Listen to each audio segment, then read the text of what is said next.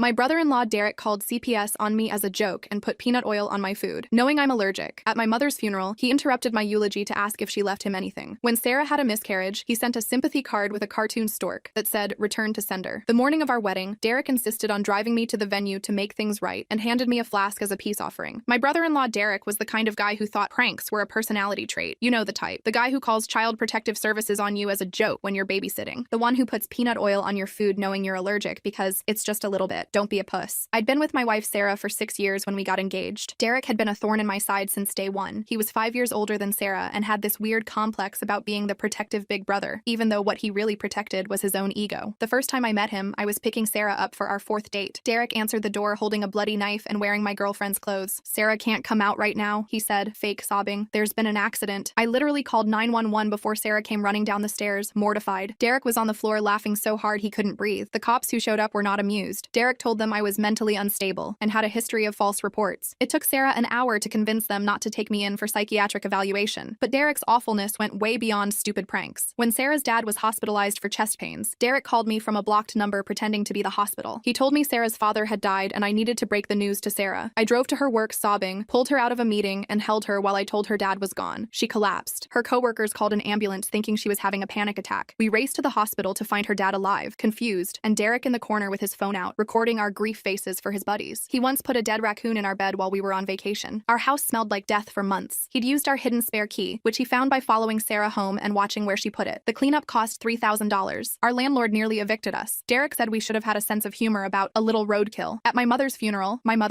Derek showed up late during my eulogy and loudly asked if she'd left him anything in the will. When people turned to stare, he said, "What? She loved me. I was basically her favorite son-in-law." Then he winked at me. My grieving father had to be physically restrained by my uncles. The man had a gift for weaponizing everything sacred. When Sarah had a miscarriage, Derek sent us a sympathy card with a cartoon stork that said, "Return to sender" on it. Inside, he wrote, "Everything happens for a reason. Maybe you're just not father material yet, Jake." Sarah found me in the garage with that card, sobbing and punching the wall until my knuckles bled. He once called my work pretending to be a detective, telling them I was under investigation for child adult films. I was suspended for 2 weeks while they investigated. Even after it was proven false, people looked at me differently. 2 of my female coworkers requested transfers. Derek's response? "Builds character, bro. Now you know who your real friends are." Derek would break into our house just to F with us. We'd come home to find all our family photos replaced with pictures of him. Our wedding china smashed with a note saying, "Oops." Our mattress soaked in what we hoped was just water, but smelled like pee. We changed the locks 4 times. He always found a way in. Here's what unalived me. Sarah was trapped. Their mom died when Sarah was 15 in a car accident. Derek had been driving. He walked away without a scratch while their mom bled out in his arms.